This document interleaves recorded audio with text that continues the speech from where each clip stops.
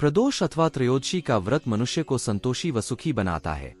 वार के अनुसार जो प्रदोष व्रत किया जाता है वैसे ही उसका फल प्राप्त होता है। सूत जी के कथनानुसार त्रयोदशी का व्रत करने वाले को 100 गाय दान करने का फल प्राप्त होता है। बुध त्रयोदशी प्रदोष व्रत की प्रचलित कथा। श्री सूत जी ने कहा, बुध त्रयोदशी प्रदोष व्रत करने से सर्व कामनाएं पूर्ण होती हैं। इस व्रत में हरी वस्तुओं का प्रयोग करना चाहिए।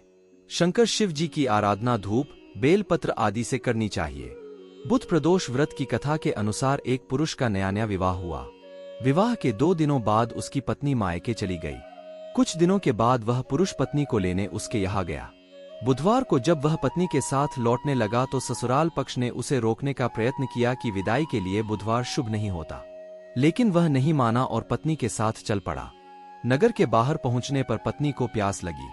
पुरुष लोटा लेकर पानी की तलाश में चल पड़ा। पत्नी एक पेड़ के नीचे बैठ गई। थोड़ी देर बाद पुरुष पानी लेकर वापस लौटा। तब उसने देखा कि उसकी पत्नी किसी के साथ हंस हंस कर बातें कर रही है और उसके लोटे से पानी पी रही है। उसको क्रोध आ गया। वह निकट पहुंचा तो उसके आश्चर्य का कोई ठिकाना न रहा, क्योंकि उस आदमी की सूरत उसी की भांति थी। पत्नी भी सोच में पड़ गई। दोनों पुरुष झगड़ने लगे। भीड़ इकट्ठी हो गई। सिपाही आ गए। हमशक्ल आदमियों को देख वे भी आश्चर्य में पड़ गए। उन्होंने स्त्री से पूछा, उसका पति कौन है? वह किंकर्तव्य विमूढ़ हो गई। तब वह पुरुष शंकर भगवान से प्रार्थना करने लगा, हे भगवान, हमारी रक्षा करें। मुझसे बड़ी भूल हुई कि मैंने सास-ससुर की बात नहीं मानी और बुधवार को पत्नी को विदा करा लिया। मैं भविष्य में ऐसा कदापि नहीं करूंगा। जैसे ही उसकी प्रार्थना पूरी हुई, दूसरा पुरुष अंतर्ध्यान हो गया। पति पत्नी सकुशल अपने घर पहुंच गए।